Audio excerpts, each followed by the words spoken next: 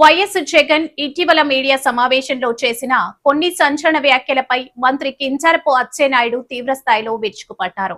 తన కుటుంబంలో జరిగిన మరణాలకు సీఎం చంద్రబాబు నాయుడే కారణమంటూ వైఎస్ జగన్మోహన్ రెడ్డి చేసిన వ్యాఖ్యలపై మంత్రి అచ్చెన్నాయుడు తీవ్ర ఆగ్రహం వ్యక్తం చేశారు. ఆయన ప్రవర్తన చూస్తుంటే అపరిచితుడు సినిమా పాత్ర గుర్తుకొస్తుందని ఎద్దేవా చేశారు. రాజారెడ్డి గారిని చంపేశారట. ఎందుకు చంపారో, ఏ విధంగా చంపారో నాకంటే మీ అందరికీ ఎక్కువగా తెలుసు. నిన్న జగన్మోహన్ రెడ్డి ప్రెస్ మీట్ ఒక అందుకు మంచిదే. ఎందుకు మంచిది అంటున్నానంటే, ప్రతి 5-10 సంవత్సరాలకి కొత్త జనరేషన్ వస్తుంది. యువకులందరూ కూడా వస్తున్నారు. కొంతమందికే జగన్మోహన్ రెడ్డి యొక్క క్రూరత్వం తెలుసు, రాజశేఖర్ రెడ్డి చేసిన అరాచకాలు తెలుసు, వాళ్ళ చేసినటువంటి తాత చేసినటువంటి దమనకాండ చాలా మందికి తెలియదు. ఈరోజు ఆయన మాట్లాడి దాని మీద చర్చకి తీసుకురావడం ఒక శుభ పరిణామం. ఈ సందర్భంగా చర్చ వస్తే వాళ్ళ కుటుంబ నేపథ్యం ఏంటి, వాళ్ళ కుటుంబం ఏ విధంగా పులివెందుల్లో కానీ కడపలో కానీ ఈ రాష్ట్రంలో కానీ ఏ విధంగా దమనకాండ చేశారో ఒక్కసారి ఫ్రెష్గా మనం చెప్పుకోవడానికి ఒక అవకాశం వచ్చిందని చెప్పి తెలియజేస్తున్నాను. రాజారెడ్డిని చంపేశారు, చంపిన వాళ్ళని నేను ఏమీ చేయలేదు, ఇదే బెస్ట్ ఎగ్జాంపుల్, నేను మంచివాడిని చెప్పానని మాట్లాడాడు. వెంటనే బాధితుడు పార్థసారథి రెడ్డి ఒక సమావేశం పెట్టాడు. జగన్మోహన్ రెడ్డి గారు, ఆ రోజు మీ తాత మీ తండ్రి గారు మీ తాత హత్యలో ఉన్నటువంటి వాళ్ళని ఎవరిని మిగల్చలేదు, అందరినీ వేసేశారు, ఆస్తులు ధ్వంసం చేశారు, బుల్డోజర్లు పెట్టి ఇళ్ళన్నీ కూడా కూల్చేశారు. మిగిలింది ఒక పార్థసారథి రెడ్డి, అది కూడా కర్ర పెట్టుకొని ఊత పెట్టుకొని నడుస్తున్నాడు. అది తెలిసి మాట్లాడావా తెలియక మాట్లాడావా నాకు అర్థం కాదు. మొత్తం ఆ రోజు జరిగిన పరిణామాల్లో ఇన్వాల్వ్ అయిన ప్రతి ఒక్కరిని ఆ రోజు నువ్వు హతమార్చిన విషయం ఈ సందర్భంగా గుర్తు చేస్తున్నాను. రెండవది, ఆ రోజు పులివెందలకి తెలుగుదేశం పార్టీ పక్షాన ఉన్నటువంటి వ్యక్తి ఆ రోజు ఇందులో ఒక బాధ్యుడని నువ్వే చెప్పావు, నేను చెప్పలేదు. ఆ బాధ్యుడు ఈరోజు నీ పార్టీలో ప్రముఖంగా ప్రధాన కార్యదర్శిగా బాధ్యతలు నిర్వహించి నీ పక్కనే ఉన్న విషయాన్ని కూడా నువ్వు గుర్తు పెట్టుకోకుండా ఈ విధంగా చంద్రబాబు నాయుడు అనే కారణం అని చెప్పి మాట్లాడడం చాలా దారుణం అని చెప్పి తెలియజేస్తున్నాను.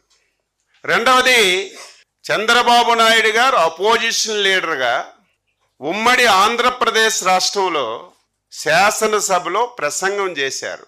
4 రోజుల తర్వాత రాజశేఖర్ రెడ్డి గారు నువ్వు అసెంబ్లీకి రావు అని చెప్పి చంద్రబాబు నాయుడు గారు ప్రసంగం చేసిన తర్వాత 4 రోజులకే హెలికాప్టర్ కూలి చనిపోయింది. చంద్రబాబు నాయుడు గారు పాత్ర ఉందని చెప్పి నిస్సిగ్గుగా మాట్లాడుతున్నారు. ఈరోజు రేపు మీకు చూపిస్తాం, ఇప్పటికే మీకు ఆ వీడియో వచ్చింది. చంద్రబాబు నాయుడు గారు స్పష్టంగా చెప్పారు. అదేంటో మన రాష్ట్రం యొక్క దౌర్భాగ్యం. ఆ రోజు రాజశేఖర్ రెడ్డికి కానీ ఈరోజు జగన్మోహన్ రెడ్డి కానీ మన రాష్ట్రం మీద, మన రాష్ట్రంలో ఉన్న దేవుళ్ళ మీద ఒక కక్ష కట్టుకున్నారు. ఎందుకంత పగ? దేవుళ్ళ మీద మీకు ఎందుకంత పగ?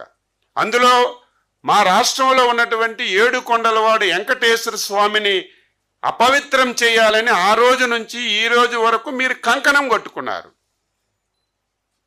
అందులో భాగంగా నీ తండ్రి ముఖ్యమంత్రిగా శాసనసభలో వెంకటేశ్వర స్వామికి 7 కొండలు అవసరం లేదు, 5 కొండలని చెప్పి నిండు శాసనసభలో మాట్లాడితే, ఆ సందర్భంలో అపోజిషన్ లీడర్గా నేను వెంకటేశ్వర స్వామికి భక్తుణ్ణి, ఆ ప్రాంతంలో వెంకటేశ్వర స్వామి పాదాల చెందన పెరిగిన వాడిని, వెంకటేశ్వర స్వామికి ఎవరు అపవిత్రం చేసినా సరే ఎవరికి మంచి జరగదు, మేలు జరగదు అని చెప్పి మాట్లాడినటువంటి మాటలు అని చెప్పి తెలియజేస్తున్నాను. దాన్ని వక్రీకరించి నిన్న మాట్లాడాడు. ఇంతెందుకు, రాజశేఖర్ రెడ్డి చావుని ఒక 1 నెల రోజుల ముందే నేను ఇదే ప్లేస్లో పాత్రికేయుల సమావేశంలో చెప్పాను. రాజశేఖర్ రెడ్డి యొక్క మరణంలో అనుమానాలున్నాయి, ఇందులో జగన్మోహన్ రెడ్డి గారి యొక్క పాత్ర ఉంది అని చెప్పి ఆ రోజు ఉన్నటువంటి కాంగ్రెస్ నాయకులందరూ మాట్లాడారు. ఆ రోజు బొత్స సత్యబాబు గారు కూడా మాట్లాడారు. నేను మాట్లాడితే ఆయన ఏడ్చాడు. ఎందుకు ఏడ్చాడో నాకు ఈ రోజుకి అర్థం కావడం లేదు. నేనేం తప్పు మాట్లాడానా?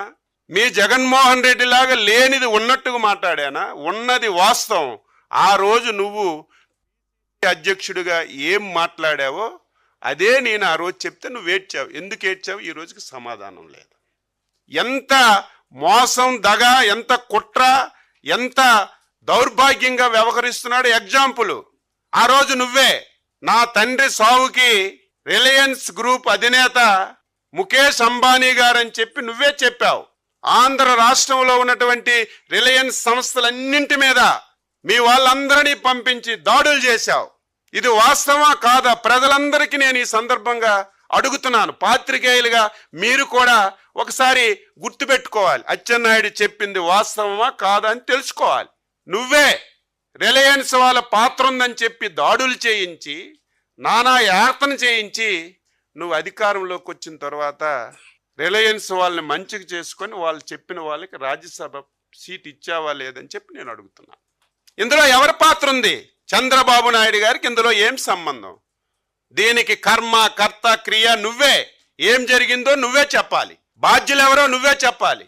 దీన్ని వక్రీకరించి మాట్లాడుతున్నావు. ఇక మూడవది వివేకానంద రెడ్డి హత్య. జగమరిగిన సత్యం. చిన్న పిల్లవాడు గాఢ నిద్రలో ఉండి ఒక్కసారి లేపి వివేకానంద రెడ్డి ఎలాగ చనిపోయాడంటే జగన్మోహన్ రెడ్డి ప్రమేయంతో గొడ్డలతో నరికి నరికి క్రూరంగా చంపారని ప్రతి ఒక్కరూ చెప్తారు. అంతెందుకు, ఇది నేను చెప్పవలసిన అవసరం లేదు. మాకు నువ్వు ఆన్సర్ చేయవలసిన అవసరమే లేదు. సాక్షాత్తు నీ బాబాయి కూతురు 7-10 సంవత్సరాల నుంచి వాళ్ళ తండ్రి ఆత్మక శాంతి కలగాలని, మా తండ్రి హత్యలో జగన్మోహన్ రెడ్డి ప్రమేయం ఉంది ఉంది ఉంది అని కాలికి బలపం కట్టుకొని ఊరు వాడ దేశం మొత్తం తిరిగి చెప్తుంటే ఆవిడ అడిగినటువంటి ప్రశ్నలకు నువ్వు సమాధానం చెప్పు. మాకు చెప్పవలసిన అవసరం లేదు. కనీసం మేము అడిగిన దానికైనా ఇన్ని రోజులైంది, ఒక్క రోజైనా సరే నువ్వు సమాధానం చెప్పకుండా దీన్ని కూడా నువ్వు చంద్రబాబు నాయుడు గారి ప్రమేయం ఉంది, గొడ్డల పార్టీ ఎందుకు గింజుకుంటున్నావు? గొడ్డల పార్టీ కాదా? సొంత బాబాయిని అధికారం గురించి నేను ప్రతిసారి చెప్తున్నాను. ముఖ్యమంత్రి పదవి గురించి, అధికారం గురించి తండ్రిని వదలడు, బాబాయిని వదలడు, తల్లిని వదలడు, చెల్లిని వదలడు.